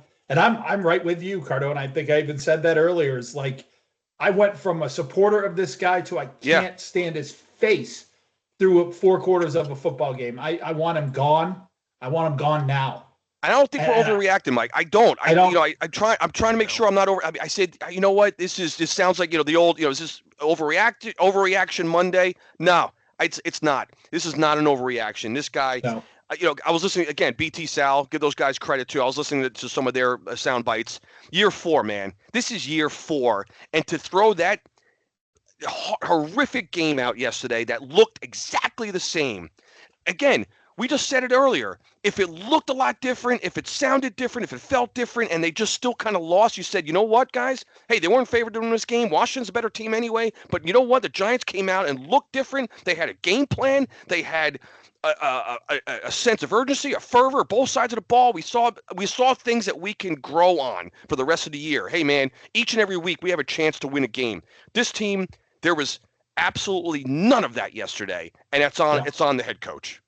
Yep. You know why I said he was cooked is because the year that you guys did have that good year again, the year you went to the playoffs, he was Mr. like Belichick up there, right? Like, don't talk to me. I know what I'm doing. Like, kind of that, like, get the hell out of here attitude. It is completely flipped, and he's done the generic quotes with his ums, which I can't take, with the everything. It's not on Russell. We'll look at the tape. Like, he has completely flipped, and that's when you know he's gone. That's when you know it's lost, because he's completely changed. So it's a great one, Cardone, because you're spot on with this guy. Yeah. I think the one thing that he said that pissed me off, I don't know how you guys felt about it, but like immediately after the game, I wasn't even home from the bar yet. And it's on the radio. that Dable's saying that Russ is the guy next week. Like, at least give us the go look at the tape comment, you asshole. Why is that automatic? Yeah. Why Now, is that automatic? They did announce today that Russ is the guy against Yep. the Cowboys, but yeah. Everything else of his, well, we have to wait and see. There's more to it than that. But no, Russ is the guy immediately after the game. Like they had to be walking up the tunnel, and he made that decision. Now, he might be the only coach in the league that is scoreboard watching for a team in the other conference, watching what the Indianapolis Colts are doing. Yeah, that's the most damning thing. Because he's probably like, God damn it, they're winning 33-8, and I'm getting my ass beat. I am just going to be hearing about it. You watch this week when it's 35-0, the Colts are winning 14-10. You'll see Dable looking up at the board. So we got a bunch of questions today, and some of these touch upon some of these comments in topics. So the first one, Peacock Corner. Peacock has 4 questions. The first one, is it time to see Dart? Is it enough of Russ? I think we touched upon it, guys. My viewpoint is, look, I want to see Dart, but I do not want to see Dart with an offensive line the way it is right now. I want the offensive line to be stable. I'm fine waiting several weeks if that is the case. I don't need to see Dart right now. Yeah, no, just because of the comments you just made there, Scott, and we just talked about it earlier. Not behind this line, not yet. So the line has to. I don't know how they're going to improve, but I'm on the side of I don't want to ruin this kid before he has a chance to. I say no. I don't want to see Dart week 2. There's just no reason for it. Not behind that line. Simple as that. I wanted him in the game Sunday in the fourth quarter. But cooler heads have prevailed around that. And, like I said earlier, I just don't really think I want him playing for a Dable coach team. I think there's a very real chance you could see Dart in the second half of the Chiefs game. Yeah. I mean, if they get their asses beat by the Cowboys and they go in to Metcalf and they're getting their asses beat by the Chiefs in the second half and people are screaming for Dable's head to try to get a cheer because he has completely just lost it at this point, I could see him throwing Dart in at that game. Yep. At home. Yeah. Yep. So he'll be like, right? He'll be like, fuck it. If I'm going down, he's going down with me. Yeah. He's like, what have I got to lose? Yeah. It's a Hail Mary at this point. Peacock also asked something we've kicked around this entire podcast, and that's, is Dable fool's gold? Do we agree? And I'll say this, like, look, I am not dead set against Dable. I think Dable has been a good coach, but I also agree with Mike and some of the comments here about Dable. There, at some point, the buck has to stop somewhere. We keep pushing the can on the offensive line. We keep pushing the can on the quarterback. And both those things have been bad under Dable just like they were before him. So I do think Dable might be fool's gold. I like his attitude. I like the way he handles things. But at the end of the day, the guy's got to start to win and show results. I mean, I think he's probably a pretty good football mind. But you can't have the same problems for 4 years in a row. You can't have them. If the coach can't fix the problems, then what's he even doing? I think Dable would probably be a really good coach for a great team.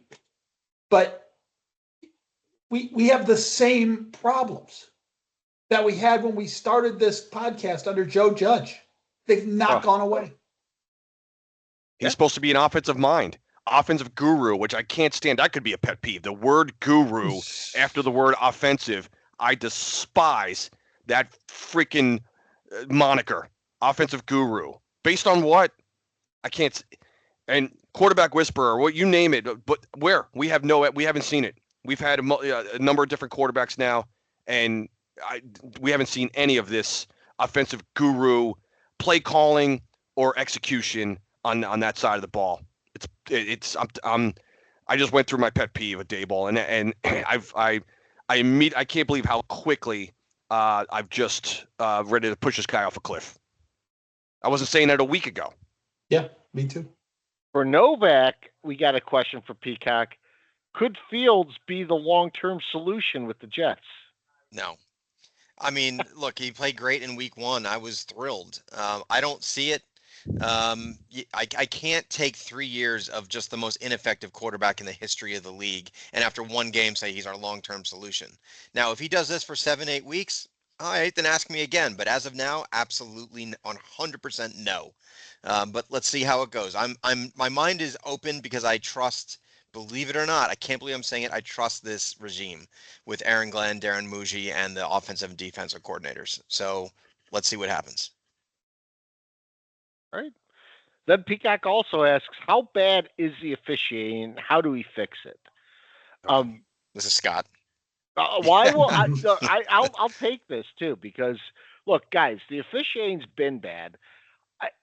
I go back to the things that we keep asking the officials to do, and this bothers me too, because there's this new emphasis on taunting this year. So officials now have to interpret what someone's doing, call it taunting, throw a flag, and then punish the guy.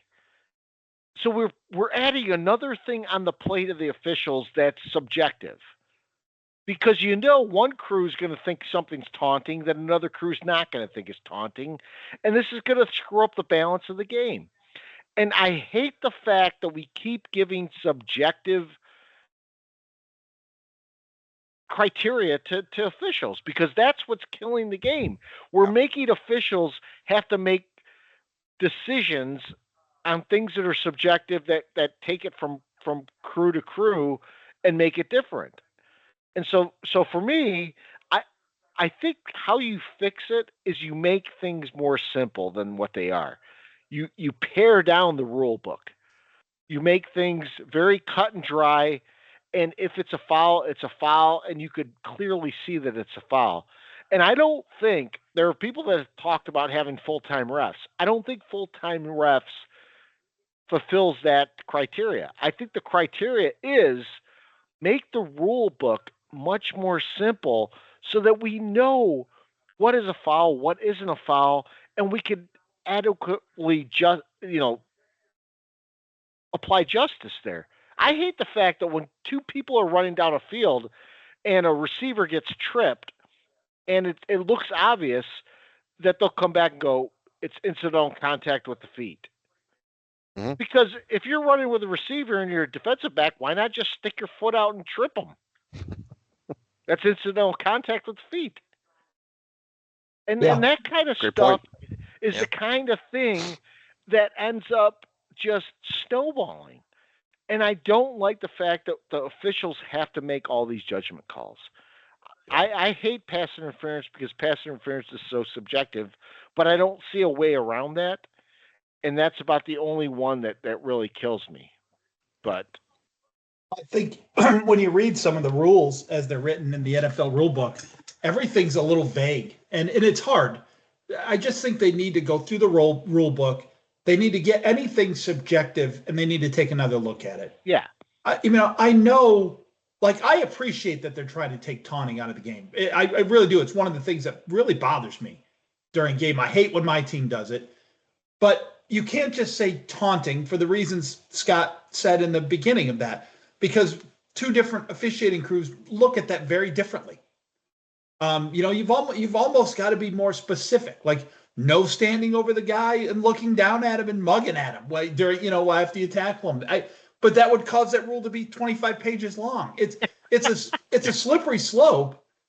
But I would rather not have the rule and allow players to taunt and just fine them after the game for what, that way the same people who apply the fine can be the same people who look at every game and look at every case of taunting, right? If you start fining them, they'll stop eventually if you fine them enough.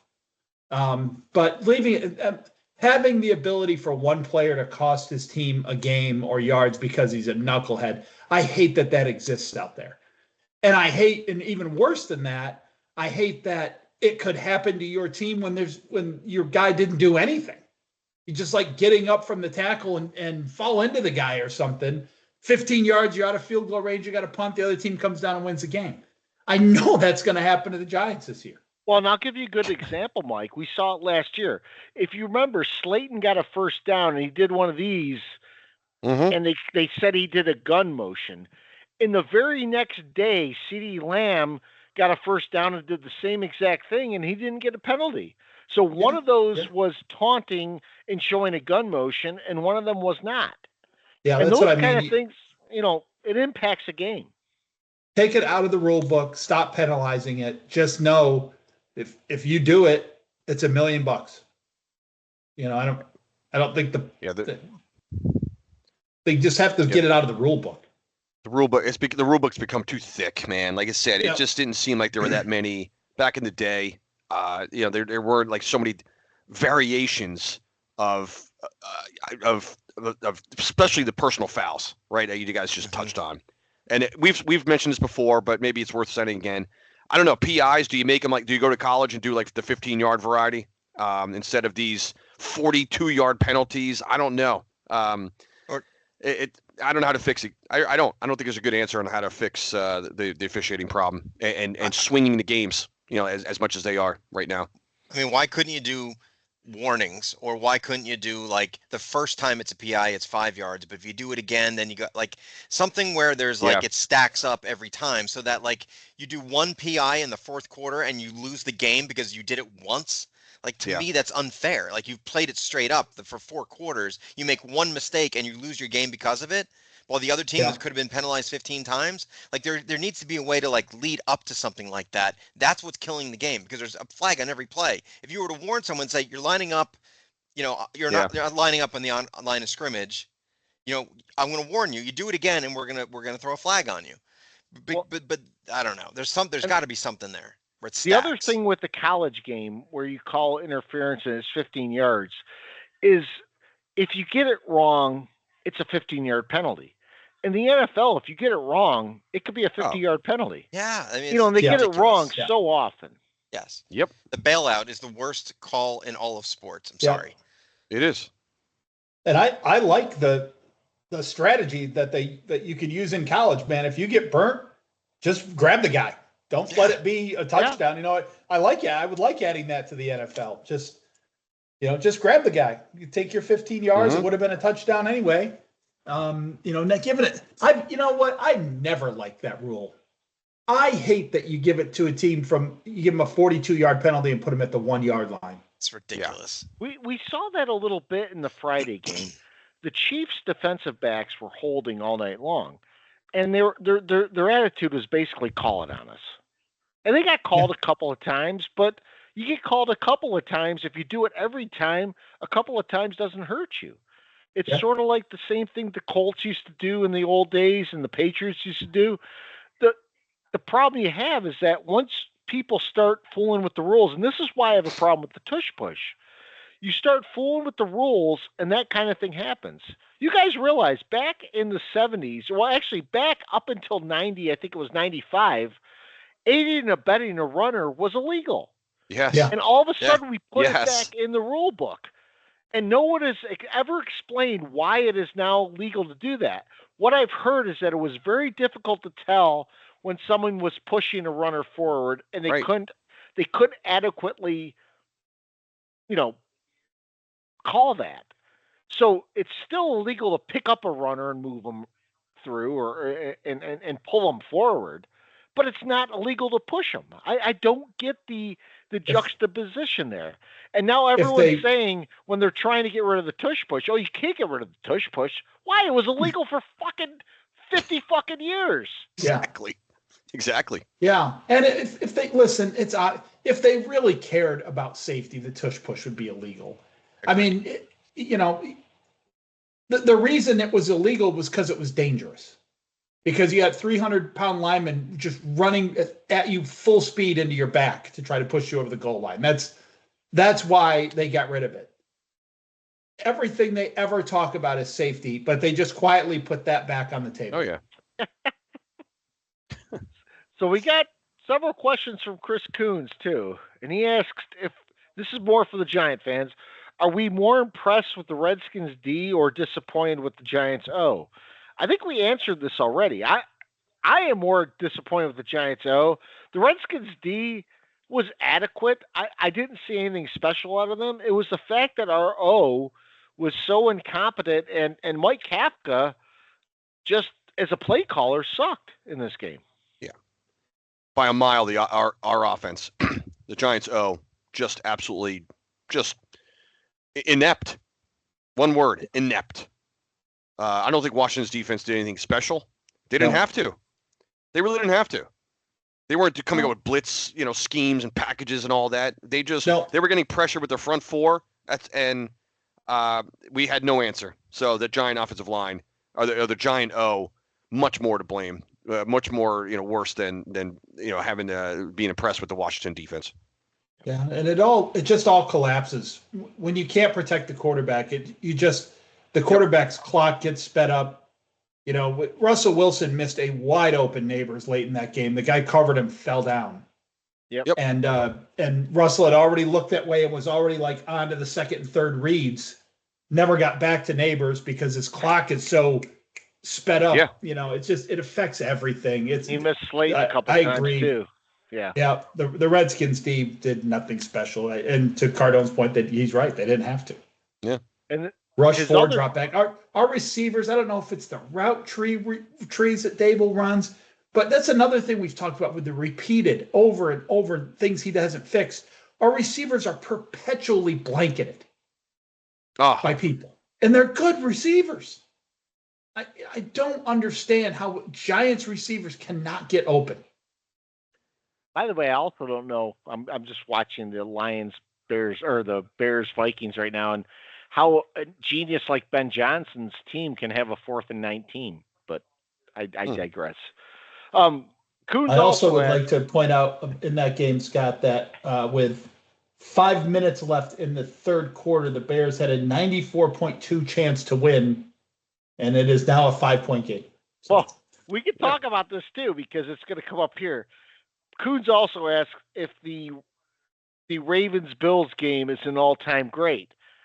The Ravens had a 99.8 chance of winning and lost. How does that happen where you have teams having 99+% chances of winning and losing? It's happens a lot more than 100 times in one. Every week. If something happens every week, it's not a 1%er. Look, 0.2%. Yeah. I thought that game was a great game. I don't know if it's an all-time great, and the only reason I say that is because there were a lot of mistakes made by the Ravens that let the Bills come back, and I think it's great that it, in terms of the back and forth and the Bills coming back to win. I don't know if I could call it an all-time great game. I think Novak's probably disagree with me, but I am. I think it was probably the greatest opening season first week game I've ever seen. Because normally week one games are poorly played offensively. There was a lot of scoring. There was a lot of drama.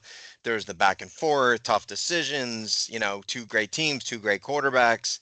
I actually thought it was an all-time great personally, but it's week one, but I will say it was probably the greatest week one game I've ever seen. It was a great game. It was fabulous. Yeah. I don't know. It's hard with recency bias to know. Reminded me why I love the NFL. Yeah. You know what I mean? Yeah. It was that good because our teams lost and sucked. So. Because what the tail of the tape on if something was an all-time great is 5 years from now will I remember it, right? If you just think you probably because won't it was a remember. week one game. Yeah. They'll be talking. They'll be trying to remind us next year in week one. You don't want to miss any of this. It also depends on where those two teams are in January. Also, if they end up playing against each other, and you got home field now for Buffalo with the head-to-head. So I think some of it will have to do with also the playoff positioning.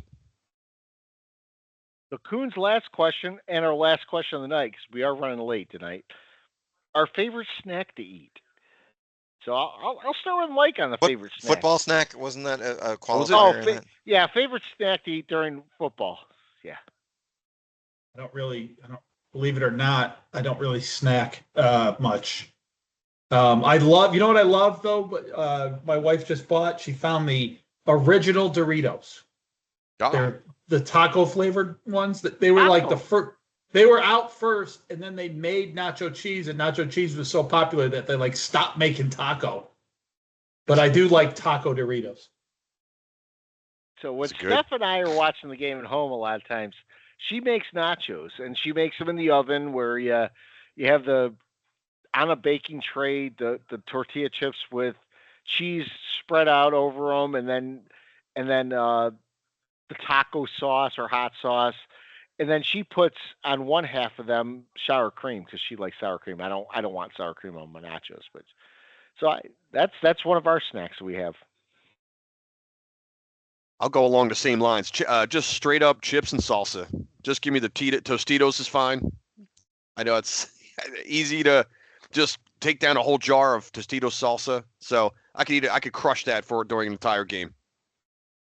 I'm going to go wings just because to me that breeds football, but I don't know if that's considered a snack or an actual meal, but I'm going snack. Although, having been at Mully's this last weekend, the meatballs are fantastic. The meatballs. Those are good there. Meatballs are good. So good. Man, so good. I tell you what, being at Mulligan's, I had the fried pickles. Those were fantastic. Oh, they were really good Fried too. pickles are good. They somehow get that breading to stay on the pickles. That's a challenge people have with fried pickles. They cracked that code. You guys got anything else tonight? I mean, I know we're running late. We're almost at 2 hours for tonight. Oh, Jeez. a lot to be pissed off about. Yep. This might be another one where we have to put it on the thumb drive, Scott. I don't know if we'll be able to. I hope we don't, because I'm in Nebraska for Frank's. Yeah, I'm going to make it tough. Yeah. All right. So if we don't have anything else, guys, thanks for joining us. Next week we'll be back to recap the Giants and Cowboys and the Jets Bills, and we'll probably be angry again. Maybe not with the fervor that we're angry right now, but you never know. All right. Have a good week, y'all. See ya. See you. See you.